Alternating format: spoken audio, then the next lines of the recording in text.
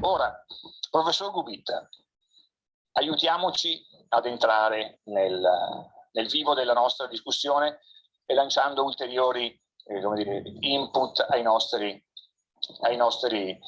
discussant, come si dice.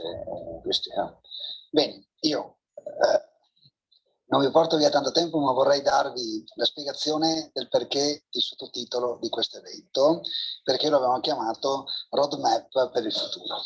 Okay? E lo farò raccontandovi una storia all'inizio. Ed è una storia che nella letteratura di organizzazione aziendale, le cose di cui mi occupo io, ha fatto storia.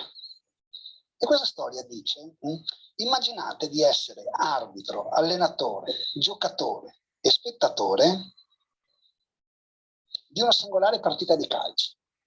In questa partita di calcio il campo è a forma circolare, le porte sono più di 2.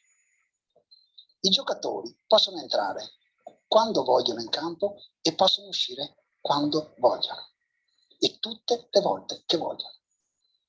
E possono dire gol e decidere come fare gol quante volte vogliono.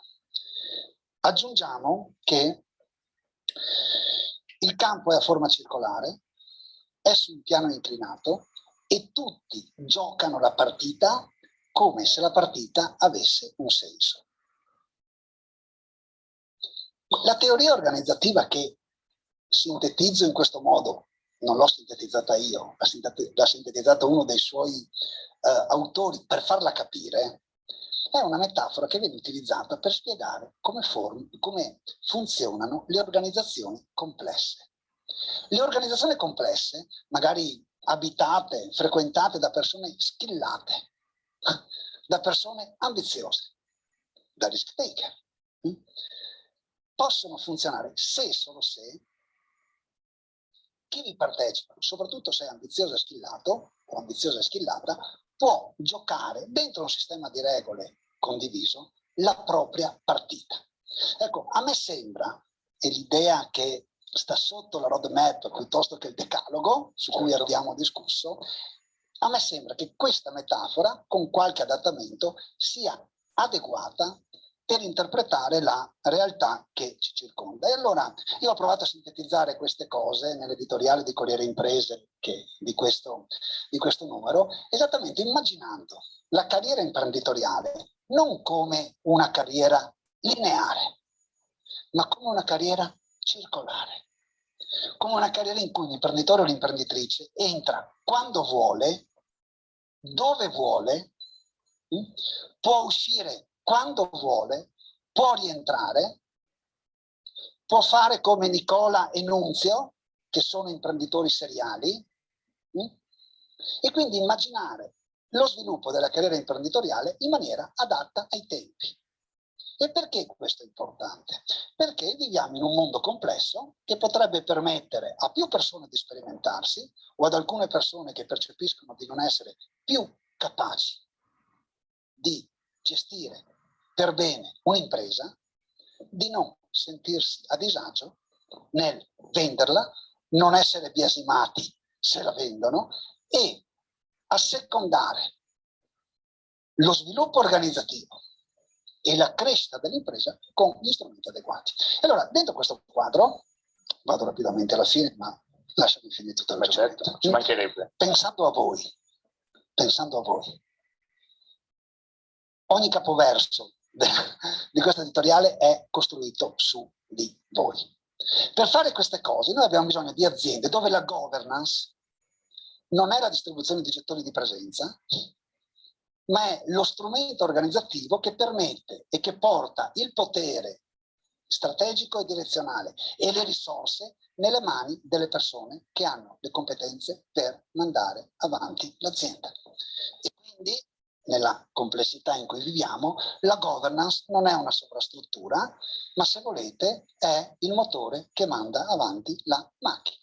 E serve un sistema o un assetto istituzionale, giuridico e finanziario che porta le risorse dove ci sono le idee,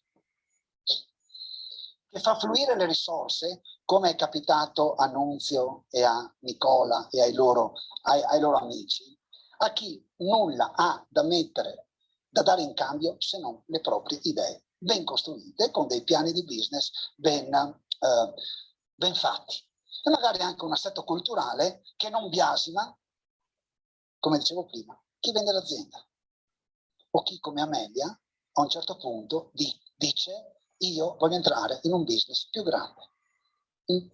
Allora, dentro questo quadro, dentro questi elementi perché sono importanti? Per 3 fattori, se volete, più soft, che sono figli della complessità anche indicata dal direttore. Dentro ognuno di questi concetti c'è un po' di teoria, ci sono degli autori, ma non vi tedio.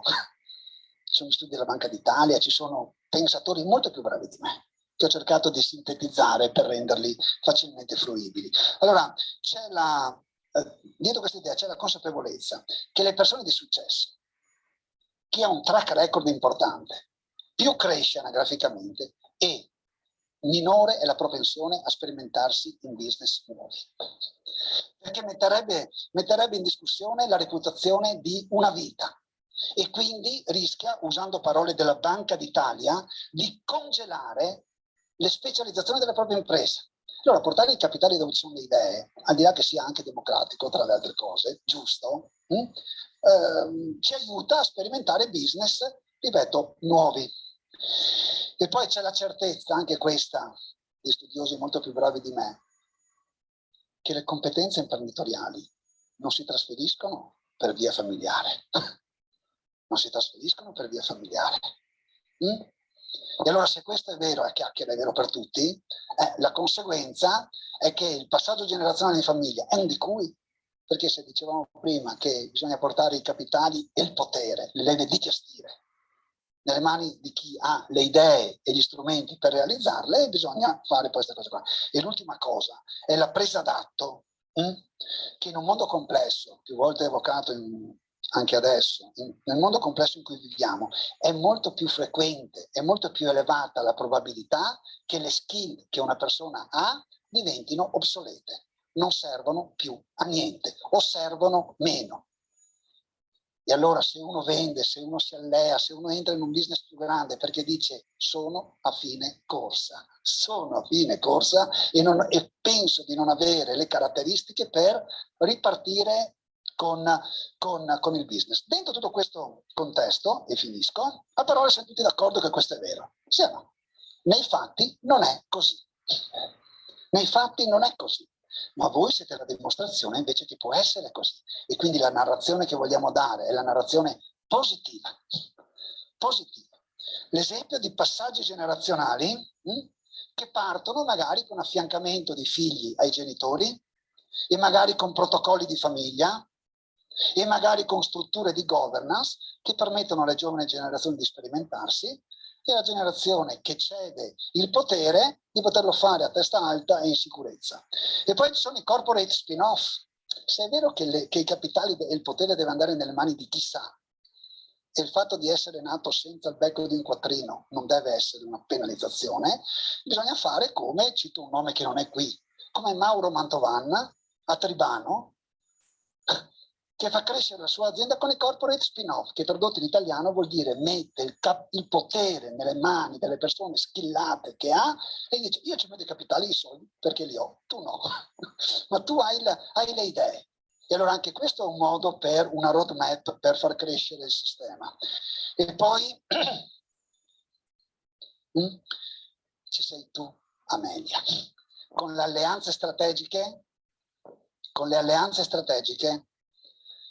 la disponibilità ad entrare in un business più grande, perché si riconosce che per quanto brava e skillata tu sia, riconosci che nella complessità in cui viviamo non basti da sole, quindi le alleanze come strumento per sostenere l'impresa. E poi c'è il mercato finanziario, dai fondi al mercato finanziario vero e proprio. Ci sono le storie come Chiara, che prende un business storico, no? E ha la capacità di rinnovarlo con la sostenibilità e con la logistica. E poi c'è il piccoletto laggiù, Nicola e Nunzio. Loro a meno di 30 anni hanno iniziato a fare il business e sono esempi di imprenditorialità seriale, di serial entrepreneurship. che è un altro aspetto. Tu sei qui per questa cosa, quindi tu sei l'esempio di una persona che percorre la carriera imprenditoriale non una volta ma n volte, che esce, che vende, che si allea e quant'altro. Bene, direi che per ora ho finito, però non posso non chiamare in causa per interposta persona il sistema finanziario, l'ho già fatto, però Antonio Santocone, quindi Roberto Crusta adesso, Leopoldo nel tuo doppio ruolo per fare questa operazione.